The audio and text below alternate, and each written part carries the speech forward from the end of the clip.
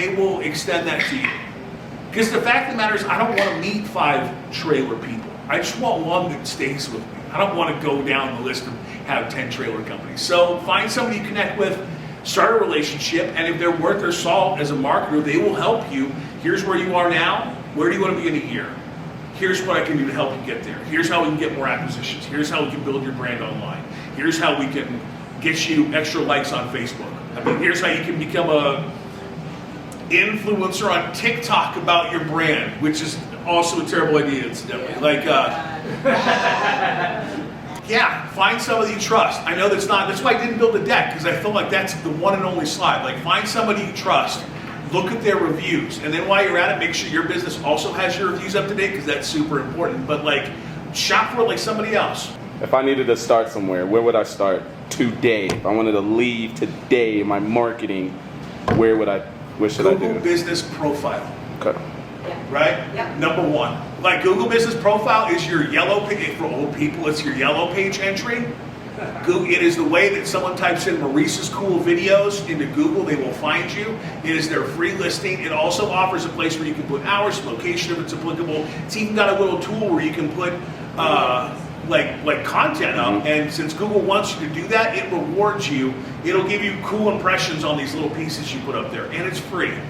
You're feeding into the Google ecosystem, being the hub of knowledge for everything. They do it for free. That is your number 1 thing. And then I would maybe work on fleshing out how people find you. That's the first step. How do people find you? Do they call me? Do they look and see a sign outside? Do they look online? And then start focusing on those. If there's any authors in here, Google now has a Google panel.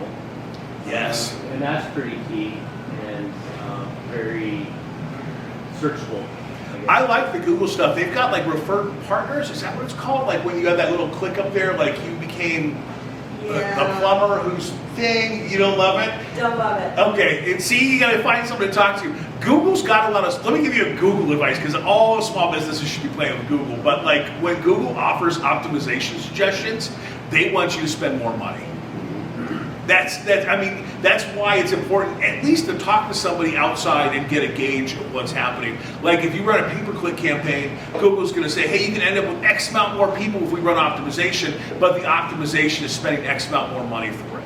And that's an argument for an agency or somebody to help you, because there's somebody in between that knows. Like there's thresholds for things. Like if you were competing in Parker for insurance, we can spend this much and get what you want. If we wanted to compete in Denver, we're going to have to spend this much, and we would expect this much. But these are conversations that you want to talk to about somebody who has, you know, some knowledge behind those wheels. In my opinion, like one of the more successful car companies during the Great Depression was Ford, because you know what? They didn't stop advertising. They held steady, and then when things got better, everybody remembered how great they were. That's great in theory when we're talking about Ford. We're not talking about your money or your business.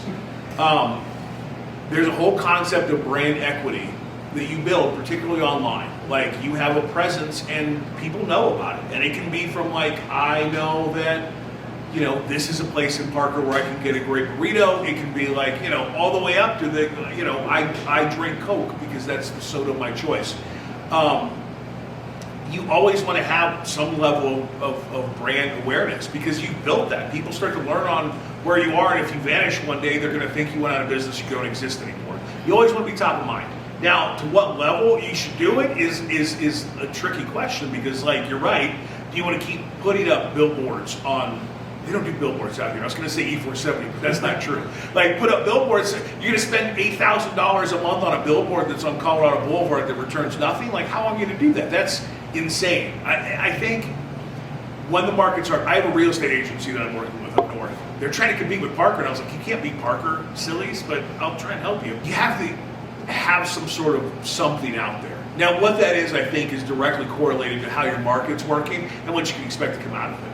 I know that's a non-answer, but the problem is it's tricky. Like, make sure your website's up. Social media is a great place where you can keep cranking stuff up. You know, the market's getting better, the market's getting worse. Here's a great opportunity.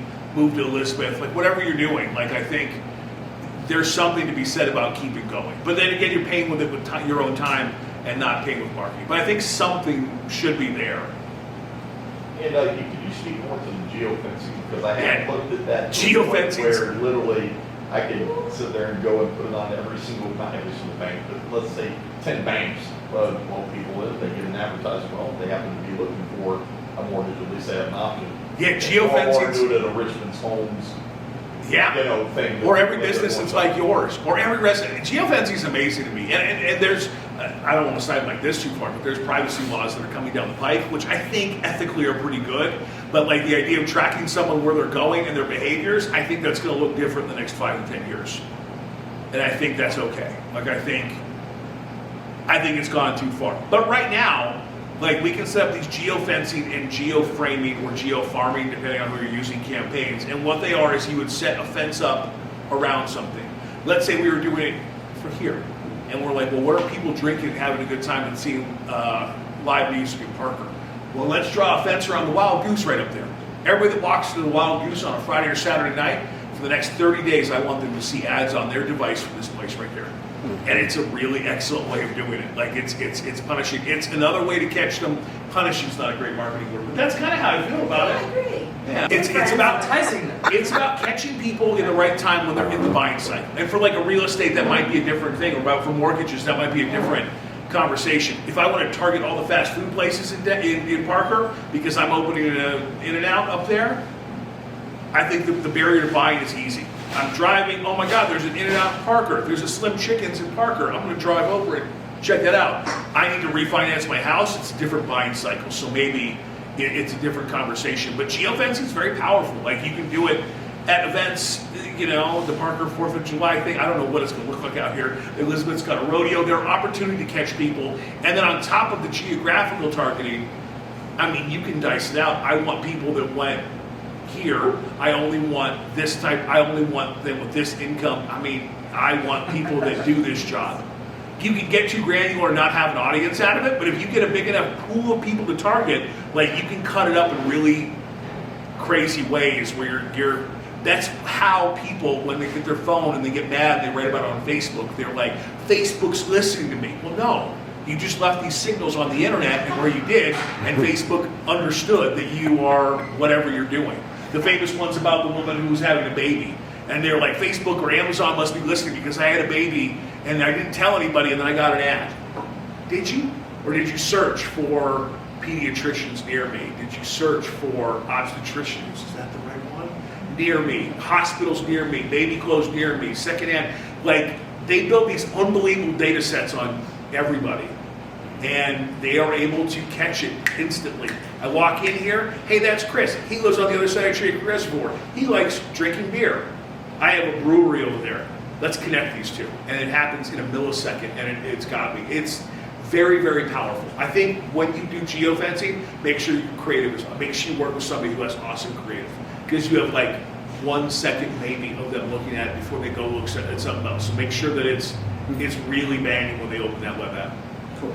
So how cost effective is that CTV stuff? It's really good. CTV OTT is a really weird space that's growing very quickly and has changed over the last couple of years significantly.